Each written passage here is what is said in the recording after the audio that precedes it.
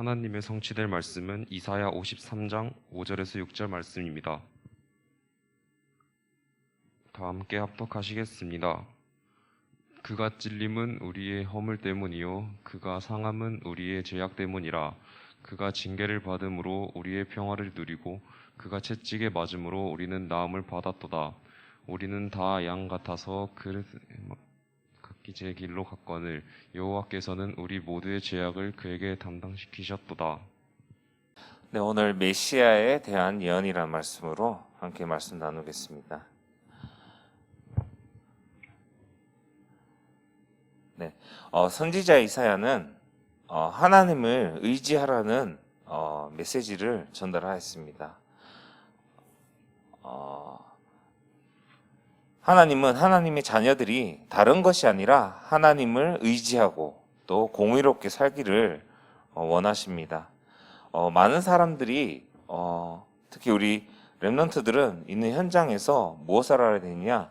우리가 하나님의 자녀라는 것. 그렇기 때문에 하나님을 의지하고 또 공의롭게 살아가야 된다는 것입니다. 성경에 보면은 사람을 의지하는 것은 어리석다고 했습니다. 우리가 지내다 보면은 우리가 할 수 없는 그런 많은 일들이 있습니다. 또 우리가 어떻게 노력하더라도 안 되어지고 힘든 부분들이 분명히 있어요. 근데 이런 부분에서 우리는 자꾸만 누구를 의지하려고 하느냐? 친구를 의지하려고 하고 아니면은 또 부모님을 의지하려고, 또 어른들 같은 경우는 본인이 가지고 있는 직업이라든지 또 직위를 의지하려고 합니다. 저 같은 경우도 어떤 문제가 먼저 왔을 때에 나도 모르게 하나님을 먼저 의지하는 것보다 어떤 문제가 왔을 때에 그 문제에 관련되어 있는 사람이 내 주변에 누가 있지? 라고 먼저 생각할 때가 있어요. 근데 항상 어떤 일이 있냐? 그런 일이 있을 때마다 내 주변에 도움이 필요한 사람들의 도움을 구할 때에 문제가 해결되어지지 않는다는 것을 몇 번이고 경험을 해봤어요. 항상 어떤 문제가 있을 때 주변 사람들 도움을 청하지만 그 사람들이 도와주는 것 같지만 결국에 근본적인 문제는 해결이 되어지지 않는다는 것. 그때마다 뒤늦게 하나님께 기도하면서 의지하고 따라갈 때에 내가 생각하지도 못한 방법으로, 생각하지도 못한 사람을 통해서 하나님께서 그 문제를 풀어가시고 또 그 문제를 통해서 또 나를 성장시키시는 것을 몇 번이고 확인을 했습니다. 여러분들도 어떤 문제나 어려움이 있을 때 먼저 사람들 주변에 손을 내밀고 의지하는 것이 아니라 정말 하나님께 기도하면서 하나님께서 어떻게 나를 인도하시는지 붙잡으면 좋을 것 같습니다. 오늘 읽은 말씀에 보면은 아하스 왕이 나옵니다. 이 아하스 왕은 유다의 왕인데 이 아하스 왕이 이제 왕으로 있을 때에 전쟁의 위기가 옵니다. 북이스라엘이 아수르와 힘을 합쳐서 유다를 침략하게 되죠. 이때에 이사야가 무엇이라고 얘기하느냐? 아수르 왕에게 하나님께 도움을 구해라. 하나님께 징조를 구하라 얘기합니다. 하지만 아수르 왕은 이사야의 말을 듣지 않고 누구에게 손을 내미느냐? 힘이 센 나라 아수르 왕에게 도움을 구합니다. 하지만 아하스 왕은 이런 결정을 내리게 되죠. 그럼에도 이사야는 지속적으로 아하스 왕에게 하나님께 기도해라, 하나님께 도움을 청하라고 얘기합니다. 그런데도 아하스 왕은 하나님을 믿는 그런 왕임인데도 어떤 문제와 어려움이, 이런 사건이 들이닥쳤을 때에 결국에는 무엇을 보느냐? 자신의 눈에 보이는 것들, 자신이 실질적으로 도움을 구할 수 있는 이런 다른 나라의 힘을 구하는 것이죠. 이게 무엇이냐? 하나님이 나와 함께 있다고 하는, 하나님이 나와 함께 하시면서 나를 인도하시고 보호하시는 그 믿음이 어떻게 보면 아하스 왕에게 없었다는 것입니다. 하나님을 믿는다고 하지만 이런 믿음이 없으니까 결정적인 순간에 어떻게 되냐? 큰 실수를 하게 되는 것이죠. 결정적인 순간에 하나님에게 의지하는 것이 아니라 세상 것에 의지하게 되고, 하나님을 의지하는 것이 아니라 다른 것들을 의지하게 된다는 것이죠.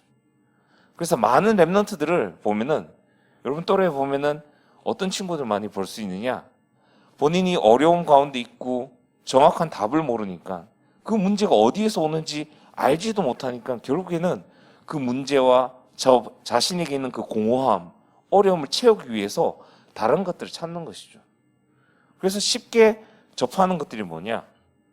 게임이라든지 아니면은 만화라든지 애니메이션이라든지 또는 좀 멀리 나가는 친구들은 완전히 벗어나서 어른들처럼 행동하게 되는 것이죠. 뭐 게임을 하는 게 나쁘다, 뭐 애니메이션을 보는 게 나쁘다, 그게 아니라는 거예요. 우리가 어떻게 보면은 이 모든 것들이 하나님이 주신 것이기 때문에 우리가 누려야 되는데 반대로 우리가 어떻게 되느냐? 완전히 눌려서 살기 때문에 그게 어떻게 보면 중독이 된다는 것이죠. 우리가 무언가를 할 때 내가 좋아하는 것을 할 때 기분이 좋잖아요. 다른 거 생각도 안 나고. 저도 그랬거든요. 저도 옛날에 게임을 할 때 어느 정도로 게임을 좋아했느냐?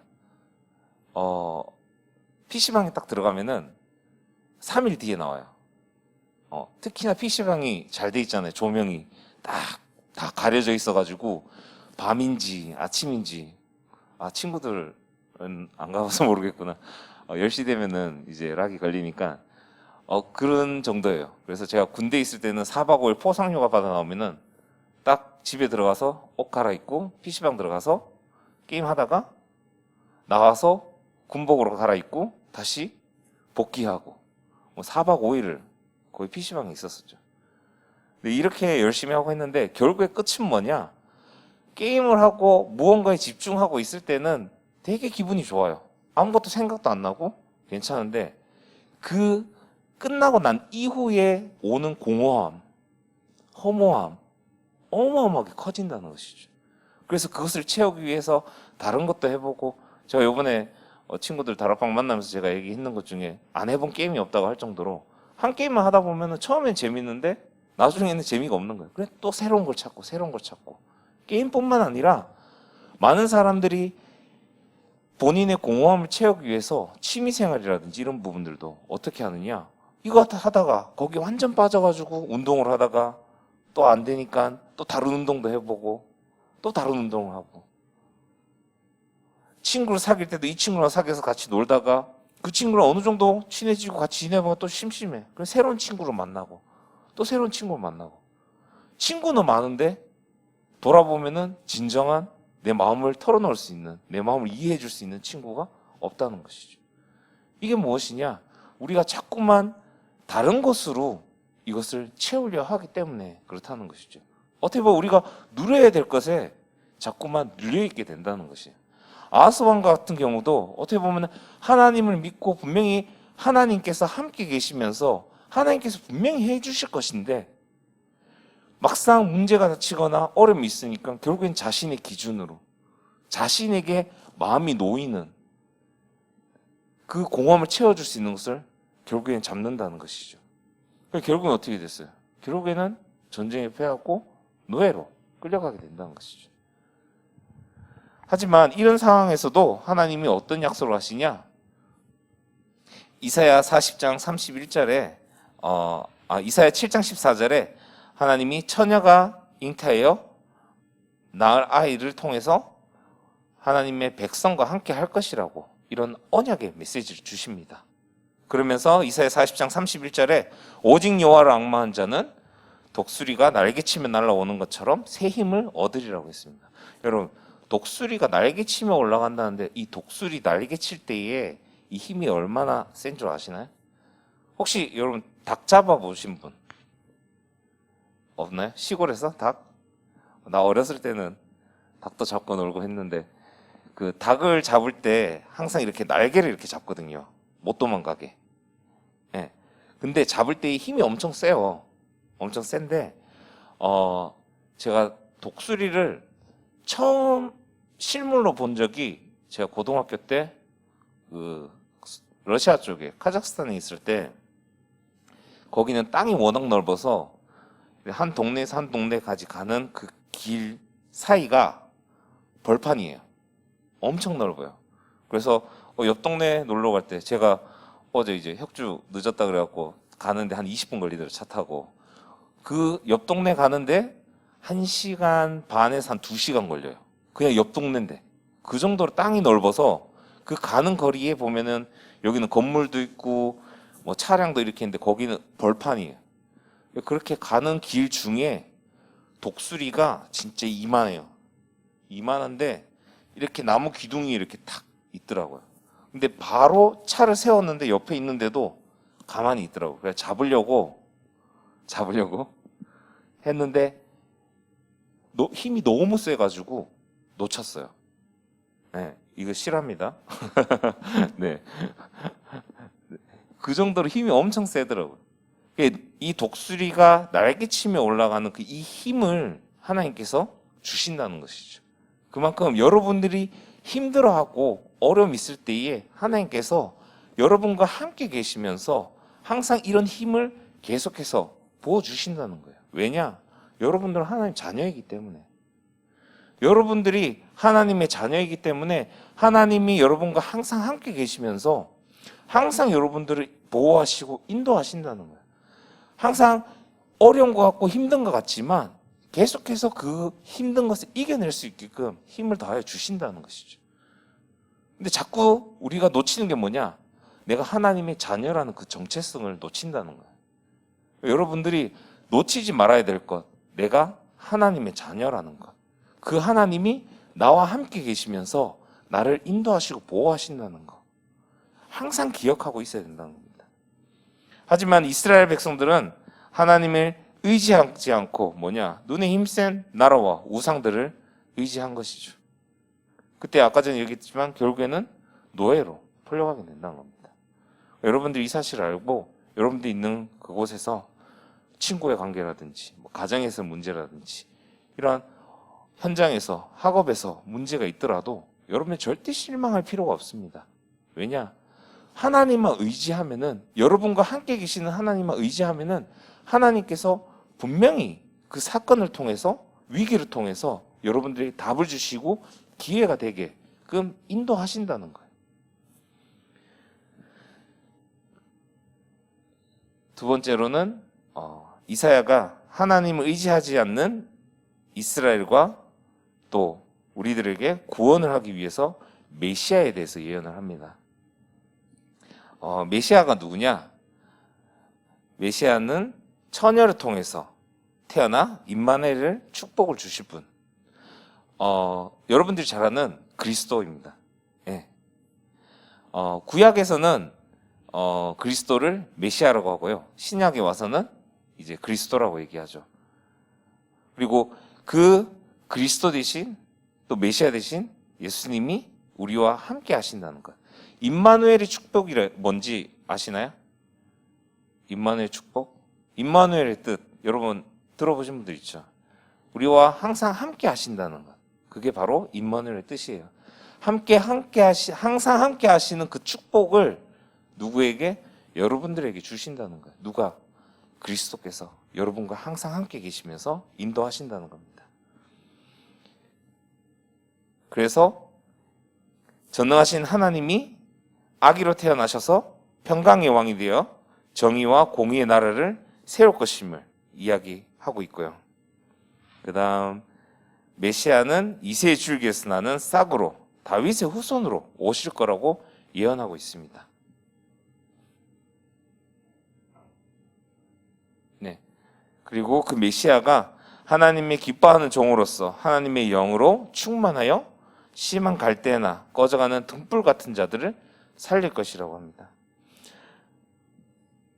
그리고 메시아는 자기 백성을 대신하여 찔리고 채찍맞아 맞고 벌을 받으셔서 그들을 의롭게 하실 것이라고 예언하고 있습니다. 이처럼 이사야가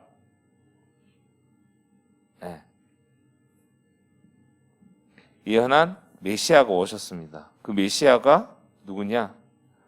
예언된 그대로 이 땅에 오신 메시아가 바로 예수 그리스도라는 것. 예수님은 다윗의 후손인 요셉의 아들로 동정녀 마리아의 몸에서 잉태하였습니다. 이사야가 예언했듯이 처녀가 잉태하여 아들을 낳을 것이라고 했는데 동정녀 마리아에게 나신 분, 그분이 바로 예수님이라는 것. 다윗의 후손으로 오신 그분이 바로 예수님이라는 것. 그래서 이 예수 그리스도가 메시아이라, 약속되신 그분이라는 것.